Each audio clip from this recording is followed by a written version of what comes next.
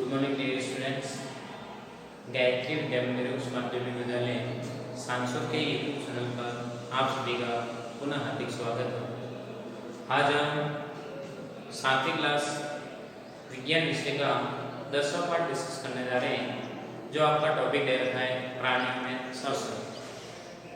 इस पाठ पर आधारित आज अपना वीडियो लेक्चर छठा है, जो पाठ का अंतिम वीडियो लेक्चर है, और अगले वीडियो लेक्चर में आप इस पाठ से संबंधित कुछ प्रश्नों को भी डिस्कस करेंगे। देखिए, थ्योरेटिकल पर आधारित आप पूरे पाठ को आज घंटे में कर लोगे। आज देखोगे कि आप देख रहे हैं कि विभिन्न प्रकार के भिन्न प्राणियों में श्वसन प्रोसेस किस प्रकार से होता है। तो आपने मनुष्य में श्वसन प्रक्रिया पूछ ली थी, फिर बाद में आपने देखा कि कॉकरोच में श्वसन प्रक्रिया किस प्रकार से संभव होती है, केशव में श्वसन प्रक्रिया किस प्रकार से संभव होती है, मेढक श्वसन प्रक्रिया किस प्रकार से संभव करता है। तो अलग अलग जीवों में श्वसन प्रक्रिया को देख रहे हैं। तो आज हम देखने जा रहे हैं जलीय जीवों में श्वसन प्रक्रिया किस प्रकार से संभव होती है, जलीय जीव श्वसन किस प्रकार से करते हैं, उसको अपने स्टडी करने जा रहे हैं। जनरली आप जानते हैं कि जलीय जीव सामान्यतः श्वसन क्रिया के दौरान जल मिले ऑक्सीजन वायु को ग्रहण करने में अपनी भूमिका निभाते हैं। क्या करते हैं? जलीय जीव होते हैं वो सामान्यतः श्वसन क्रिया के दौरान जल में घुली हुई ऑक्सीजन को ग्रहण करते हैं। जल में घुली हुई ऑक्सीजन को ग्रहण करते हैं, जल मिले ऑक्सीजन को ग्रहण करते हैं। इसमें विशेष करके जलीय जीवों की बात की जा रही है। कौन सा उदाहरण है आपके सामने पेश हो रहा है? मछली। जितने प्रकार की मछलियां होती है विशेष वर्ग, तो उसमें श्वसन प्रक्रिया किस प्रकार संभव होती है, तो उसको आप जनरली देखने जा रहे हैं। तो आप जानते हैं कि मछलियों में श्वसन क्रिया करने के लिए प्रकृति ने विशेष प्रकार की कंडीशन दे रखी है, और उसके अनुसार अपना जीवन यापन करती है और आसानी से समुद्रों में जलीय आवास में अपना निवास करती रहती है। आपने देखा भी होगा, कभी कभार डिस्कवर पे आपने देखा होगा, तो आपको देखने को मिलती है मछलियां जब समुद्र में बार बार नीचे से ऊपर आती, दो सेकंड 2 मिनट रह के फिर वापस नीचे की तरफ जाती, वापस ऊपर आती, नीचे जाती, और कभी कभार पानी पर बुलबुले के रूप में ऐसे फेंकते हुए आपने देखा भी होगा। तो ये सारी प्रक्रिया क्यों ऐसे होते हैं? तो ये सारा जलीय जीवों में श्वसन प्रक्रिया का प्रोसेस देखा जाता है। जैसे जल की सतह पर आती, बाहरी सतह पर, तब जल में मिले हुए ऊपरी सतह पर पाए जाने वाले ऑक्सीजन को गिल्स द्वारा क्या करती है? ऑब्जर्व कर लेती, और जब कभी कभार बुलबुले निकलते हैं उस दौरान क्या करते हैं? मुंह द्वारा या गिल्स द्वारा बॉडी में स्टोरेज CO2 को क्या करते हैं? रिड्यूस करते हुए देखी जाती है। तो जनरली ये प्रोसेस जलीय जीवों में होता है। तो अपन बात करें मछलियों की, बात करें मछलियों में श्वसन प्रक्रिया किस द्वारा संपन्न होती है। तो अगला संदेश अपन मछली को देखने जा रहे हैं। मछलियों में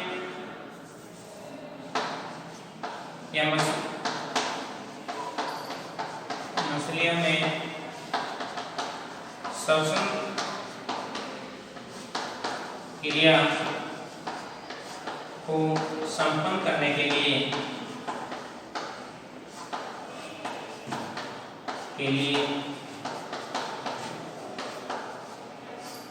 क्या पाए जाते हैं? गिल्स पाए जाते हैं, गिलपुड़े,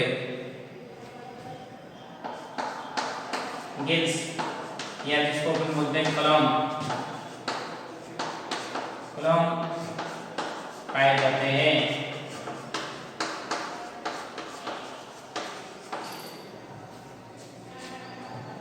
मछलियां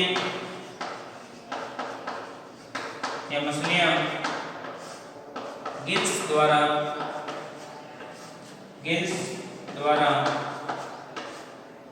जल में घुली ऑक्सीजन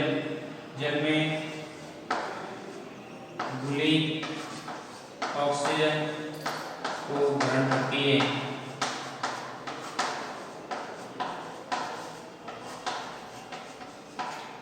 किसके द्वारा ग्रहण करती है? गिल्स के द्वारा। और गिल्स आप देखते हैं जनरली गिल्स मछलियां हम देखते हैं त्वचा से क्या होते हैं? बाहरी और उभरे हुए दिखाई देते हैं। गिल्स होते हैं त्वचा से क्या होते हैं? बाहरी और होते हैं, बाहरी और निकले हुए देखे जाते हैं।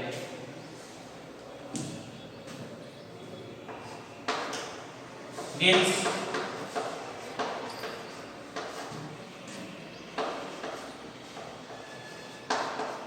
मछलियों में तवसा से बाहर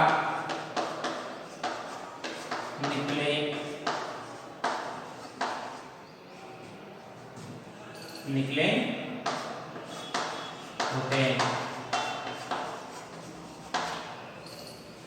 आप जनरली मछली का डायग्राम बनाते हैं तो डायग्रामिकल आप रिप्रेजेंट करते हैं तो आप जानते भी कि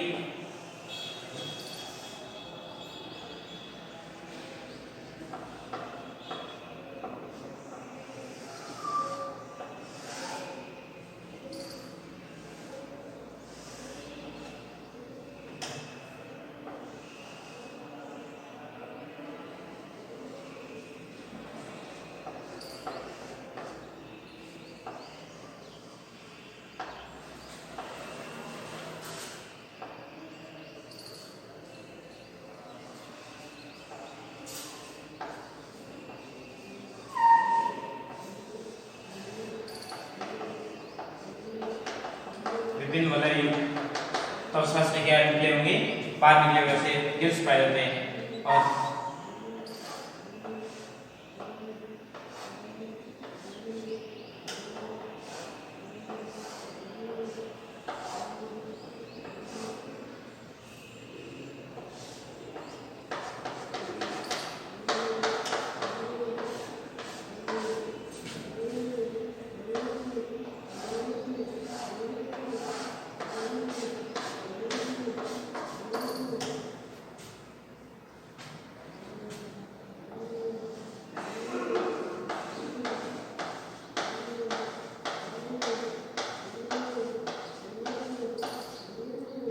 मछली की तवसा हम देखते हैं तो किस द्वारा, सिल्क द्वारा ढकी होती है। पूरी पूरी बॉडी को देखते हैं ना तो ऐसे पूरी पूरी बॉडी किस द्वारा ढकी होती है, सिल्क द्वारा।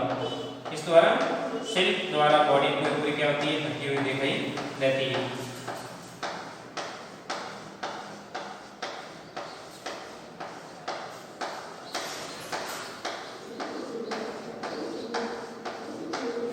तो ये मछलियों में क्या पाए जाते हैं, सिल्क पाए जाते हैं और सिल्क की वजह से बॉडी इसकी पूरी पूरी क्या होती है, ढकी हुई दिखाई देती है।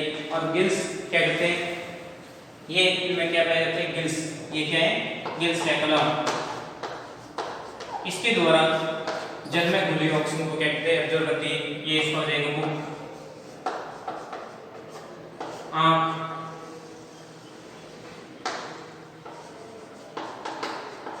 और ऐसे होते हैं ये सिल्क, ये डबल साइड देखे तो ये होते हैं इसके सिल्क। ये पंख, ये क्या है, पंख, अग्र पंख और पश्च पंख, दो पंख होते हैं। दो जोड़ी क्या पाए जाते हैं, इसमें पंख पाए जाते हैं। और ये हो जाएगी इसकी पूंछ। पूंछ द्वारा पानी में डेप्थ में अपनी बॉडी का क्या करती है, बैलेंस बनाने में सहायक हेल्पफुल होती है। तो ये जनरली अपने स्ट्रक्चर किसकी बनाई है, मछली का डायग्रामिकल रिप्रेजेंटेशन करके आपको बताया कि मछली किस प्रकार से होती है, किस प्रकार से मूवमेंट करती है। तो आप जनरली दिमाग बात रहेगी कि मछली में क्या पाए जाते हैं, गिल्स पाए जाते हैं। गिल्स के द्वारा उस श्वसन क्रिया को संपन्न करती है। और इसमें जो नोथन होते हैं वो क्या होते हैं, बहुत छोटे छोटे पाए जाते हैं। और मुख द्वारा विभिन्न प्रकार के भोज्य पदार्थ को ऑब्जर्व करती है। और पूरी बॉडी पे सिल्क पाए जाते हैं जो तैरने में सहायता होती है, पंख पाए जाते हैं और पूंछ पाई जाती है। ये जनरली अपने डायग्रामिकल रिप्रेजेंटेशन किसको किया है, जलीय जीव के अंतर्गत मछली को विस्तार रूप से स्टडी किया है। दिमाग बात रहेगी। तो एक बात पुनः मैं दर्शा रहा हूँ, फिर आगे अपन बढ़ेंगे कि पादपों में श्वसन प्रक्रिया किस प्रकार संभव होती है, उसको भी स्टडी करेंगे। देखिए, जलीय जीवों में श्वसन अर्थात मछली कि जलीय जीव सामान्यतः श्वसन क्रिया के दौरान जल विलय ऑक्सीजन गैस को ग्रहण करते हैं। मछलियों में श्वसन क्रिया को संपन्न करने के लिए गिल्स पाए जाते हैं। क्या पाए जाते हैं, गिल्स पाए जाते हैं। ये गिल्स हैं, दिमाग बात रही, गिल्स पाए जाते हैं। मछलियां गिल्स द्वारा जल में घुली ऑक्सीजन को ग्रहण करते हैं। और गिल्स मछलियों की त्वचा से बाहर उभरे होते हैं। ऐसे ये त्वचा है और त्वचा से उभरे हुए दिखाई देते हैं। गिल्स मतलब गिलफड़े, सामान्य भाषा में क्या कहते हैं, गिलफड़े। तो गिलफड़े जो होते हैं वो इस प्रकार से अपनी श्वसन प्रक्रिया में अपनी भूमिका निभाते हुए देखे जाते हैं। तो ये था आपके जलीय जीवों में श्वसन प्रक्रिया का आपने अध्ययन किया। अगले पार्ट में आपके सामने जस्ट रिप्रेजेंटेशन हो रहा है पादपों में श्वसन प्रक्रिया। पादप भी एक प्रकार के प्राणी है, तो उनको भी प्राणी के रूप में, वनस्पति भी एक प्रकार का सजीव है ना, तो उसमें भी अपन जीव पाया जाता है, तो उसको भी सजीव प्राणियों के अंतर्गत श्वसन प्रक्रिया के अंतर्गत इसको भी स्टडी किया जा रहा है। तो दिमाग बात रहेगी। आगे देख रहे हैं पादपों में श्वसन प्रक्रिया। हो गया होगा आपके, एक बार पूरे मैटर का स्क्रीनशॉट ले लीजिए, फिर आगे देखते हैं।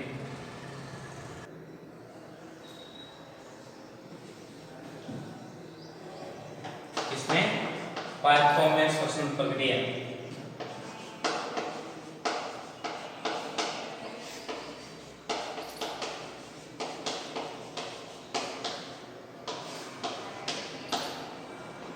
देखिए, पेड़ पौधे भी श्वसन प्रक्रिया संपन्न करते हैं। जितने भी आपको मैंने शुरू में बताया कि जितने भी प्रकार के सजीव जगत के अंतर्गत आते हैं वो सारे श्वसन क्रिया या जैविक क्रिया को संपन्न करते हैं। और जैविक क्रिया में श्वसन है, पाचन है, उत्सर्जन है, प्रजनन है, कई प्रकार के गमन है। तो ये डायरेक्ट इनडायरेक्ट गतिविधि है, सारे सजीव संपन्न करते हैं। तो सजीव के दो घटक है, एक तो पेड़ पौधे और दूसरा था आपकी जीव जंतु। तो पेड़ पौधों के अंतर्गत बात कर रहे हैं, पेड़ पौधों में श्वसन प्रक्रिया किस प्रकार संपन्न होती है। तो आप याद रखना कि जनरली जितने भी प्रकार के सजीव होते हैं श्वसन क्रिया के दौरान ऑक्सीजन गैस को ग्रहण करते हैं और CO2 गैस को क्या करते हैं, रिड्यूस करते हैं। उस एक्सेप्शन केस वो बात अलग है, परंतु मैक्सिमम की बात करें तो ये प्रोसेस देखा जाता है। देखिए,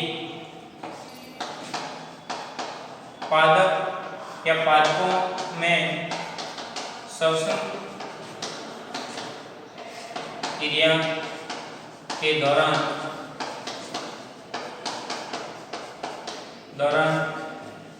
ऑक्सीजन गैस है वायु, ऑक्सीजन वायु को या गैस को ग्रहण करते हैं तथा CO2 गैस को त्यागते हैं।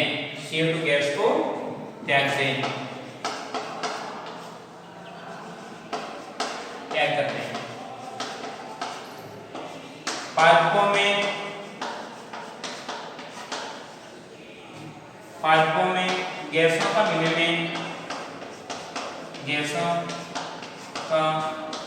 विनिमय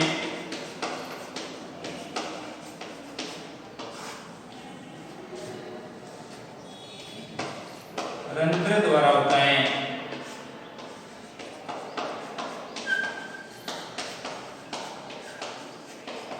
किसके द्वारा होता है, रंध्र द्वारा। रंध्र पादप की पूरी बॉडी में पाए जाते हैं, तो किसी भी पार्ट में देखें। और श्वसन क्रिया के दौरान पादप में भी जो भी आपके भोज्य पदार्थ उसको ऑक्सीडाइज करेगा, ऊर्जा उत्पन्न करेगा और उसके साथ जल मुक्त होगा। तो सभी में भी आप देखते हैं जनरली सजीव श्वसन क्रिया के दौरान ऑक्सीजन लेते हैं और ऑक्सीजन भोजन को ऑक्सीडाइज करने में विशेष भूमिका निभाते हैं। पादपों में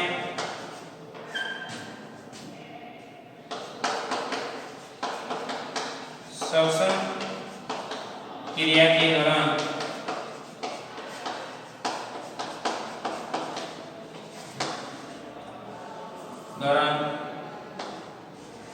भोज्य पदार्थ ऑक्सीकृत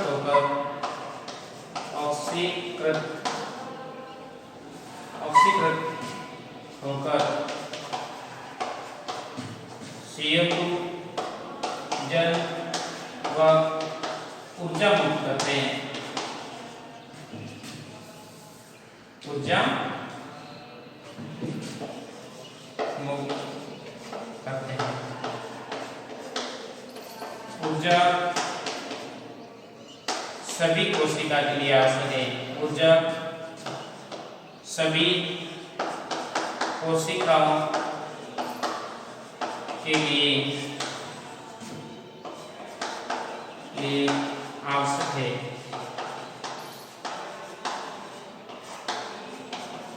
जनरली जानते हैं ऊर्जा एक सब है, ऊर्जा के उसमें कोई कार्य पॉसिबल नहीं, तो अपन बात करते हैं सभी कोशिका के लिए ऊर्जा आवश्यक बताई गई है। जैसे उदाहरण के लिए भोज्य पदार्थ क्या है? ग्लूकोज। ग्लूकोज का सामान्य सूत्र क्या हो जाएगा? C6H12O6। ये क्या आपके ग्लूकोज भोज्य पदार्थ है।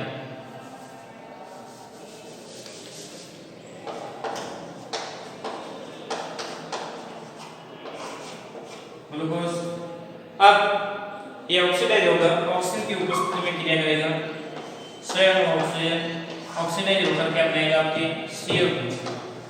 कितने अणु बनाएंगे? जितने कार्बन के अणु में CO2 अणु बनेंगे प्लस जितने हाइड्रोजन है उसके आधे अणु क्या बनेंगे? जल के। और साथ में क्या हो जाएगी? ऊर्जा मुक्त, ATP के रूप में ऊर्जा मुक्त। इस प्रकार का प्रोसेस देखा जाता है। अब जनरली प्रोसेस ये भोज्य पदार्थ को ऑक्सीकरण करने में सजीवों में ऑक्सीजन आवश्यक बताई गई। तो ये बात जनरली आपके दिमाग में होना अनिवार्य है। तो ये बात दिमाग में रहेगी। आगे अपन देखते हैं कि पादपों में रंध्र, पत्तियों में प्रोसेस होता है और उसके उपरांत आप मूल रोम में भी रंध्र पाए जाते हैं। कहाँ पे? मूल रोम होती है ना, मूल रोम पे भी ऐसे छोटे छोटे क्या पाए जाते हैं? रंध्र पाए जाते हैं, जो मध्य में उपस्थित वायु को कहते हैं एब्जॉर्ब करने की भूमिका निभाते हैं। क्योंकि मध्य में आपको पता है कि मध्य के मध्य रिक्त स्थान पाया जाता है और उन रिक्त स्थान में मध्य मूल रोम चले जाते हैं और मध्य वायु को क्या कहते हैं? एब्जॉर्ब करते हैं, ऑक्सीजन को क्या कहते हैं? ग्रहण करते हैं और CO को क्या कहते हैं? रिलीज करते हैं। तो ये मध्य में उपस्थित वायु के मूल रोम द्वारा भी पादपों को ऑक्सीजन ग्रहण करते रहते हैं, पत्तियों द्वारा भी होता है। पादप के हर क्षेत्र में जहाँ भी रंध्र पाए जाते हैं वो डायरेक्ट इनडायरेक्ट क्या करते हैं? वातावरण या परिवेश से ऑक्सीजन को ग्रहण करते रहते हैं और ऑक्सीजन को ग्रहण करके अपनी वृद्धि एवं विकास में अपनी भूमिका निभाते रहते हैं। तो ये जनरली पाठ था आपके प्राणियों में श्वसन पर आधारित। इस पाठ को आपने विस्तार रूप से स्टडी किया, समझा। प्रत्येक वीडियो लेक्चर को मुझे ऐसी उम्मीद है कि आपने देखा होगा, नहीं देखा समय रहते आप देख लें ताकि पूरे मटेरियल कंटेनमेंट को आप अपडेट कर सकें। तो साथ साथ ये प्राणियों में श्वसन वाला पार्ट चैप्टर आपका क्लोज हो रहा है। इंपॉर्टेंट बात ये गायत्री विद्या मंदिर यूट्यूब चैनल को आपने सब्सक्राइब नहीं किया, सब्सक्राइब करें, लाइक करें ताकि अपलोड होने वाले नए वीडियो तथा नए नोटिफिकेशन आपको मिलता रहेगा, ताकि आपकी पढ़ाई कंटिन्यू बनी रहे, घर पे रहे, सुरक्षित रहे, अपना काम करते रहे। थैंक यू, धन्यवाद सो मच।